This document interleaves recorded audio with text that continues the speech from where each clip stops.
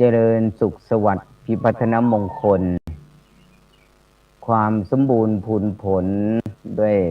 ลาภยศสุขสรรเสริญจงบังเกิดกับคณะศรัทธาท่านผู้ฟังทางบ้านทุกท่านที่ฟังรายการธรรมะรับอรุณในยามเช้าในแต่ละเช้าในแต่ละวันซึ่งก็มีคณะของพระอาจารย์ได้สลับสับเปลี่ยนกันออกรายการธรรมรับอรุณในช่วงเวลาตั้งแต่7 นาฬิกาเป็นต้นไปจนถึง7 นาฬิกา 30 นาทีเป็นประจำทุกวันแล้วก็จะได้สลับสับเปลี่ยนกันซึ่งได้รับการประสานจากท่านพระครูโสพลปริยัติดร.ท่านอาจารย์พระครูได้ประสานให้พระอาจารย์ทุกรูปได้นำรายการธรรมารับอรุณมาพบกันในพุธวันที่6วันนี้ก็ได้กลับมาพบกับอาตมาอีกครั้งหนึ่งญาติโยมก็คงจะจำได้ในการรับฟังทางระบบของสถานีวิทยุ FM ทางด้าน Facebook ทาง YouTube ซึ่งก็ยังอยู่กันหลายทิศหลายที่พระอาจารย์ที่ได้นำรายการรับอรุณมาพบกับท่านผู้ฟังแบบไลฟ์สดอย่างนี้แหละซึ่งอาตมาก็อยู่ที่ติดกับชายแดนสาธารณรัฐประชาธิปไตยประชาชนลาวหรือว่าสปป.ลาวอยู่ที่อำเภอบ้านโคกตำบลบ้านโคกจังหวัดอุตรดิตถ์ติดชายแดนอย่างนี้ได้มีโอกาสเพราะเป็นรายการธรรมารับอรุณเนี่ยแล้วก็ทำงานร่วมกันเรียกว่าธรรมะทำเป็นทีมบ้างบางรายการได้ร่วมกันวันนี้ก็เช่นเดียวกันวันที่6พฤษภาคมผ่านพ้นไปช่วงสงกรานต์ผ่านพ้นวันแรงงานผ่านพ้นไปเรียบร้อยแล้ววันฉัตรมงคลก็ผ่านมาเรียบร้อยแล้วตอนนี้ก็การทำงานเป็นอย่างไรบ้างศรัทธาท่านผู้ฟังบางท่านบางคนก็บอกว่ารอแต่มันความพอดีมันไม่เกิดขึ้นถ้าความพอดีมันเกิดขึ้นประเทศเราบ้านเราชุมชนเราตัวของเรามันก็จะไม่ค่อยมีปัญหาถ้าพูดถึงเรื่องของความพอดี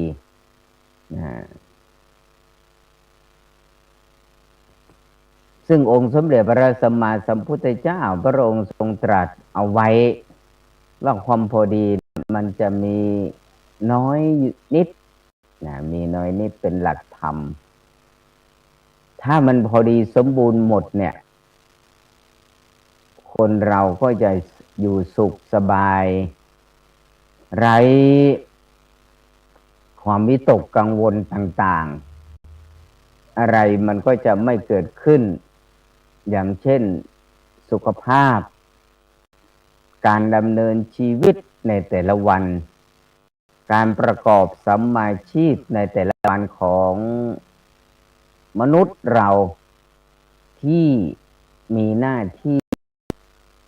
ความเป็นมนุษย์เท่าเทียมกันแต่หน้าที่ไม่เหมือนกันทำกันคนละอย่างถนัดกันคนละแบบอย่างเนี้ยความพอดีบางคนความปรารถนาของทุกคนเนี่ยอยากพอดีแต่มันไม่พอดี เหมือนกับมือของเราบอกว่าไม่พอดีเนี่ย นิ้วมือ5 นิ้วของเรานี่แหละท่านผู้ฟังนะทำไมเนี่ยคนเราบางคนมี5 นิ้ว บางคนมี6 นิ้ว บางคนไม่มีนี่แหละความพอดีมันไม่สมบูรณ์นะมันไม่เสมอกัน และคุณภาพของนิ้ว ประสิทธิภาพของนิ้วแต่ละนิ้วของคนเราเนี่ยก็ไม่เท่ากันอีกใช้ประโยชน์แตกต่างกันไปนะมีคุณค่าแตกต่างกันไปถ้าเอามารวมกันแล้วมันก็เกิด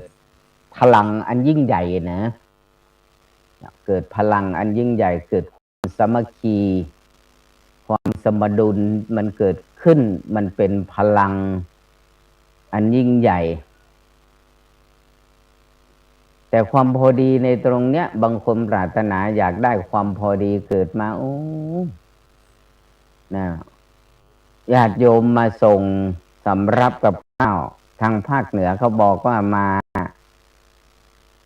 ทานขันข้าวทางภาคอีสานก็บอกว่ามาจังหันนะส่วนทางภาคอาตมาก็เหมือนกันนะในจังหวัดนี้ในอำเภอนี้ก็ส่งจังหันมันจะออกไปทำนองทางอีสานผสมผสานกันกับพื้นเมืองผสมผสานกับพื้นเมืองบ้างภาคกลางบ้างผสมผสานเพราะนั้นเอาความพอดีมันเกิดขึ้นไหมอย่างเช่นนิ้วมือของเราเนี่ยทุกคนบอกอยากได้มือสวยนะมือสวยแต่บางคนไม่สวยนะนิ้วมันไม่สวย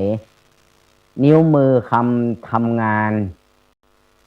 กับนิ้วมือไม่ได้ทำงานมันก็แตกต่างกันนะมือทำงานก็จะหยาบกร้านมือไม่ได้ทำงานมันก็จะนิ่มแต่ไปดูราคาคุณภาพของนิ้วแตกต่างกันนะแตกต่างกันแหละญาติโยมบางท่านบางคนก็ได้ฟังเรื่องนี้มาแล้วเนี่ยความพอดีมันเกิดขึ้นทุกคนปรารถนาอย่างนี้ความพอดีมันรอบทิศความปรารถนาอะไร108หรือเปล่าเหมือนกับเพลงของชายเมืองสิงห์แล้วทุก108รู้จะมีความสุข108อย่างนะคนเราจะมีถึงอย่างนั้นไหมบอกไม่มีอย่างนั้นที่บอกว่าไม่มีนะก็คือสอบถามแล้วนิ้วมือแต่ละนิ้วคุณภาพการทำงานไม่เท่ากันนิ้วโป้นิ้วโป้งนิ้วโป้นี่แหละนิ้วโป้งหัวแม่มือนี่แหละเอาไว้ทำประโยชน์อะไรบ้างบางคนบอกเอาไว้กุมทั้ง4 นิ้วมาออกมาเป็นหมัดแล้วถ้าอย่างนั้นกำมือออกมาเป็นหมัดชกไปไม่ได้พลังความสามัคคีมันเกิดขึ้นแบบนั้นอีกมันจะได้พลังที่รุนแรงเหมือนกับนักกีฬาประเภทใช้กำลังคือมวยใช้กำลังมารวมกันอย่างนั้นชกออกไปจะมีพลังว่างั้นบางคนก็บอกเอาไว้ไม่ค่อยได้มีประโยชน์อะไรจะมีประโยชน์ก็คนทำดีก็จะยกนิ้วให้ตั้งขึ้นถ้าคนทำไม่ดีก็จะยกหัวกลับลงนี่มีความหมายแตกต่างกันอย่างนั้นบางคนบอกเอาไว้แปะเขียนหนังสือไม่ได้เอาไว้ปั๊มลายนิ้วมือประโยชน์ของนิ้วโป้งเอาไว้แบบนั้นว่าอย่างนั้นอย่างอื่นก็ไม่ได้ทำอะไรจะเอาไปยิงแย่รูจมูกมันใหญ่ไปมันเข้าไม่ได้เอาไปแย่รูหูก็เข้าไม่ได้มันใหญ่ไป คุณภาพอย่างนี้แต่เวลามารวมกันนะมันจะมีพลังว่าอย่างนั้นอันนี้คือนิ้วโป้งเนี่ยความไม่พอดีมันจะเกิดขึ้นแล้วนะศรัทธาท่านผู้ฟังถ้าจากนิ้วโป้งไปนิ้วชี้นิ้วบอกว่ามีอำนาจเอาอำนาจแบบไหนสั่งงานชี้ให้ทำอย่างโน้นอย่างนี้ ทั้งที่เป็นความดีกับที่มันเป็นความไม่ดีนะชี้ได้สั่งได้สั่งให้ทำแล้วมีอะไรมาเป็นแรงกระตุ้นต้องมองตรงนี้ด้วยนะต้องมองด้วยนี้วันเนี้ยมานั่งออกตรงเนี้ยตรงสวนอะไรที่ป้ายระบบเศรษฐกิจพอเพียงก้าวตามรอยพ่อลงมือทำคือคำตอบลงมือทำเป็นรูปธรรมเมื่อก่อนไม่มีอะไรอยู่กลางแจ้งตอนนี้ก็มีแล้วมีแสดงมาฟังเรียบร้อยแล้วอย่างนี้เนี่ยก็ชี้นิ้วชี้ออกมาแล้วนะสั่งว่างั้นว่ามีอำนาจสั่งให้ใครจะทำอะไรให้ใครบางคนก็พูดกลับมาบอกสั่งไปคนเดียวนิ้วเดียวแต่มันกลับมาหาเราตั้ง4 นิ้วความหมายของนิ้วมาแล้วนะพอไม่พอดีมันเกิดขึ้นแล้วนะฟังเลยดีคิดให้อันนี้คือพูดแบบยุคใหม่ยุคใหม่ซึ่งเคยได้ยินได้ฟังของคณะครูบาอาจารย์ได้อบรมสั่งสอนมาแล้วก็ได้ไปค้นหาเพิ่มเติมบอกนิ้วชี้มันมีคุณค่ามีอำนาจมีวาสนาบอกว่าชี้เป็นชี้ตายชี้ให้ทำร้ายชี้ให้อยู่สุขสบายก็มาจากนิ้วชี้ว่างั้นอันนี้แล้วแต่ละคนจะคิดนิ้วชี้ไป2 นิ้วแล้วนะมีเวลาตอนนี้7:06 นาทีแล้วก็คงจะจบพอดีแล้วจบ5 นิ้วเนาะอาทิตย์นี้วันพุธนี้วันพุธที่6เนี่ยต่อไปนิ้วกลางนิ้วกลางเอาไว้ทำไมบอกว่าเอาไว้นิ้วชี้มันก็เข้าจมูกได้ไหมเข้าในรูหูได้ไหมไปแค่ที่หูได้ไหมบอกมันใหญ่ไปบอกนิ้วโป้งมันใหญ่แล้วอันนี้มันก็เล็กลงมาหน่อยหนึ่งแล้วมันก็ยังเข้าไม่ได้ว่างั้นบางคนก็ไปคิดอย่างนั้นบอกนิ้วกลางเอาไว้อะไรมันจะยาวกว่าเขานิดนึงว่างั้นเอาไว้ล้างแก้วล้างขวดที่มันขนาดสั้นจะเอาไปใช้เกี่ยวกับฟองน้ำเอาไปล้างทำได้แต่นิ้วอื่นมันเข้าไปไม่ถึงเหมือนกันเอาไปแบบนั้นอันนั้นคือคุณภาพของเขาคือประโยชน์ของเขา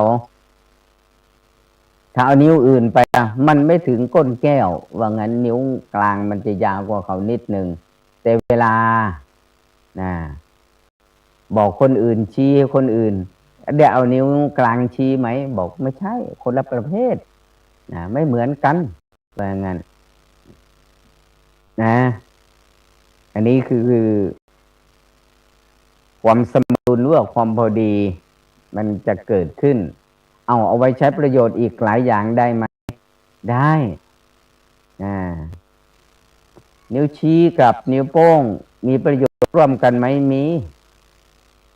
บางคนเอาไปตรงไหนเอาไว้โทษนะขนรูจมูกมันยาวก็เอานิ้วโป้งกับนิ้วชี้คู่กันได้ว่างั้นบางคนก็บอกต้องเอานิ้วกลางกับนิ้วโป้งแสดงว่าใช้ไม่เหมือนกันถนัดคนละแบบ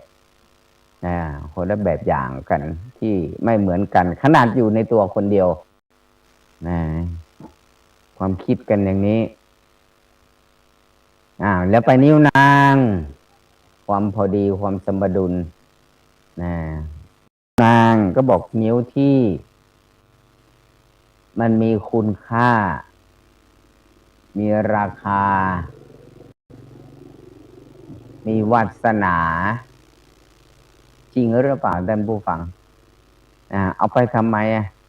เอาไปไว้ใส่แหวน แหวนทองแหวนแหวนพลอยแล้วนิ้วอื่นใส่ได้ไหมทำไมต้องไปใส่นิ้วนางแล้วคนเขาจะมั่นเขาจะแต่งงาน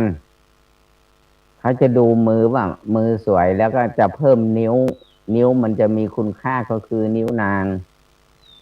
ทำไมไปเกี่ยวแล้วใส่นิ้วอื่นได้ไหมเมื่อเดือนเมษาหรือมีนาเมษาเนาะเมษาแล้วก็เดือนมีนาไปเจออยู่2 เดือนเนี่ยแล้วเจอคน ก็เรื่องนิ้วนี่แหละ นะบางคนก็บอกขอให้มีแหวนใส่จะใส่ครบทุกนิ้ว ไม่จำเป็นเฉพาะนิ้วนางนะคำโบราณก็บอกจะมั่นจะแต่งงานต้องเอานิ้วที่มีคุณค่าคือนิ้วนางใส่ นิ้วอื่นใส่มันจะผิดปกติไปสภาพจิตใจ การกระทำของแต่ละบุคคล ความคิดมันไม่เหมือนกันเนาะความคิดไม่เหมือนกันเดือนมีนาไปเจอละไปเจอโยม ไปสังเกตเขานำพระพุทธรูปมาถวายอีกวัดหนึ่งได้ไปช่วยงานเขาเขาเข้ามากราบญาติโยมเขาแนะนำบอกอันนี้เป็นเจ้าภาพแล้วก็ไปจัดไปร่วมนิมนต์ไปร่วมงานแล้วเข้ามากราบ10 นิ้วเขามีแหวนหมดแต่โยมท่านผู้ฟัง10 นิ้วเนี่ยแล้วก็มานั่งคิดเขากล้มกราบลงเนี่ย มีแต่แหวนทองทั้งนั้น10 นิ้วแต่ละไซส์นิ้วไม่เหมือนกันเนี่ยเขาใส่แล้วกราบลงเราก็นึกในใจบอกแล้วนึกไปถึงคำพูดที่เมื่อสักครู่ที่คำโบราณเขากล่าวไว้ นิ้วนางมันมีค่ามากกว่าเขานิ้วนางมีค่ามากกว่าเขาเอาไว้ใส่แหวนว่างั้นแต่ไปเจอเดือนมีนาปีนี้ผ่านมานี่แหละเจ้าภาพนำพระพุทธรูปมาถวายกราบลง10 นิ้วเขามีแหวนทองทั้งหมดเลยแต่ละไซส์อันนี้คือความพึงพอใจเป็นไปตามคำโบราณที่กล่าวไว้ ก็คือความพอดีคือความพอดีนี่แหละศรัทธาท่านผู้ฟังความพอดีมันไม่สมดุลกันความพอดีมันไม่สมดุลมันมีหลายอย่างนะเอาไปใช้ไปทำอย่างอื่นเพราะฉะนั้นอันนี้นิ้วนางนิ้วนางนิ้วสุดท้ายนิ้วก้อยเอาไว้ทำอะไรเรื่องนั้นไม่ค่อยมีประโยชน์หรอกเรื่องนั้นมีประโยชน์อยู่2 อย่างเอาไว้แย่รูจมูกกับแย่รูหูว่างั้นบางคนก็บอกมันมีอยู่แค่นั้นแล้วไปเจอคำสอนอยู่ช่วงหนึ่งเขาเขียนนักปราชญ์ท่านผู้รู้เขียนไว้ แต่ละนิ้วเนี่ยมันมีคุณภาพแตกต่างกัน แล้วพอเวลาลองประนมมือขึ้นอย่างเงี้ยใครอยู่หน้าอยู่หลังเงี้ยใครอยู่หน้าอยู่หลังนิ้วน้อยบอกว่าไม่มีคุณภาพไม่ค่อยมีอะไร เวลากราบพระไหว้คนอื่นทำไมนิ้วก้อยอยู่หน้าเขานิ้วโป้อยู่หลังกราบพระอย่างเงี้ยเวลากราบพระอย่างเงี้ยดูอย่างเงี้ยใครอยู่หน้าอยู่หลังเขาจะกราบอย่างนี้ไหม ว่าเขาหันกลับไปอย่างนี้เพราะนั้นความสมดุลมันไม่เกิดขึ้นถ้ามารวมเป็นพลังแล้วมันจะสวยงามมารวมเป็นพลังอันเดียวกันเพราะนั้นบอกเราสังเกตเวลากราบพระไหว้พระไหว้ผู้หลักผู้ใหญ่ไหว้ผู้อาวุโสนิ้วบอกว่าไม่มีคุณค่าเท่าไหร่นิ้วมันเล็กต่ำก็ต่ำสั้นก็สั้นแต่เวลาทำประกอบพิธีอย่างนี้ทำไมอยู่หน้าเขาแล้วทำไมนิ้วชี้มันมาอยู่รองด้านหลังเพราะนั้นบอกว่าความสมดุลความพอดีอันนี้เรื่องนิ้วมือเอาย่อแค่นี้นะลองไปคิดดูก็แล้วกันลองไปคิดดูชีวิตของคนเราเกิดมาอยากสมดุลอยากสวยนี่ในสังคมปัจจุบันอะไรมีศัพท์อะไรออริจินอลเนอะเพราะฉะนั้นอยากจะทำออริจินอลรสอะไรรสกาแฟหรือเปล่าทำอะไรออกมาใหม่เขาบอกเป็นศัพท์ออกมาใหม่ก็บอกมันออกมาใหม่เนี่ยเป็นคำพูดออกมาใหม่แล้วทำแล้วรสชาติอะไรมันก็เครื่องปรุงแต่งแต่คนเราอยากสวยทุกคนอยากสวยเหมือนกันแต่เขาบอกมันจะสวยแบบไหนต้องตีความหมายอีกนะสวยนอกสวยในถ้าจะพูดแบบนี้บางคนถ้าคนเข้าวัดฟังธรรมจะจะร้องบางคนก็เข้าเหมือนกันมีแบบนั้นด้วยสวยในสวยยังไง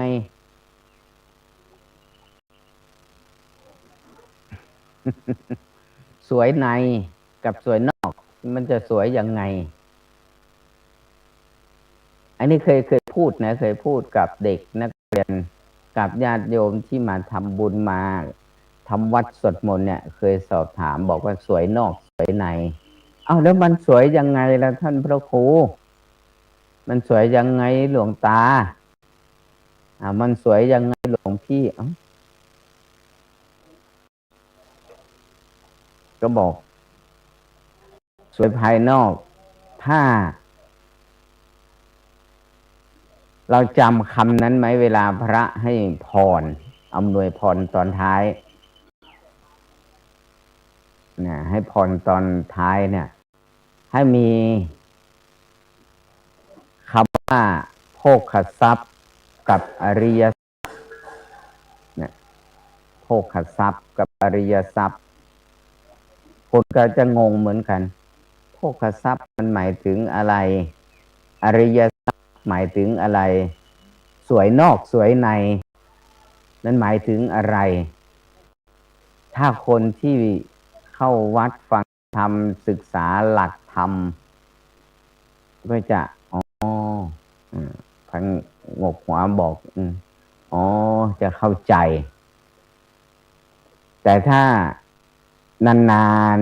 ๆใส่บาตรทีนานๆเข้าวัดทีก็จะ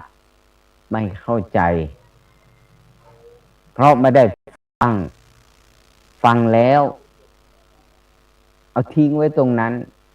กองไว้ตรงนั้นแหละทิ้งไว้ตรงนั้นไม่นำกลับไปคิดบางคนคิดทำไมนำกลับไปทำไมเปลืองสมองแต่คิดเรื่องการทำมาหากินที่มันได้กำไรได้ผลประโยชน์มีความสุข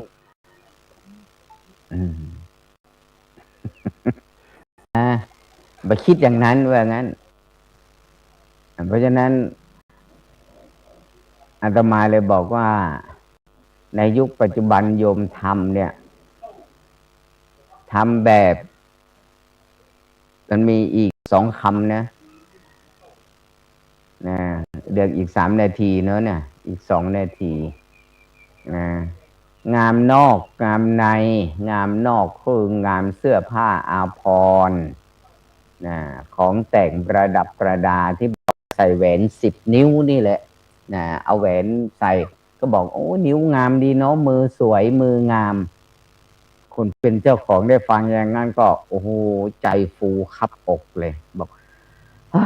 มีคนชมละเราใส่มาประดับอย่างเงี้ยเนี่ยบางคนก็บอกอุ้ยรวยจังเนาะมีทองใส่ครบหมดทั้ง10 นิ้วบางคนใจฟูเหมือนกับจะลอยเลยบางคนก็บอกโอ้ชอบอวดจัง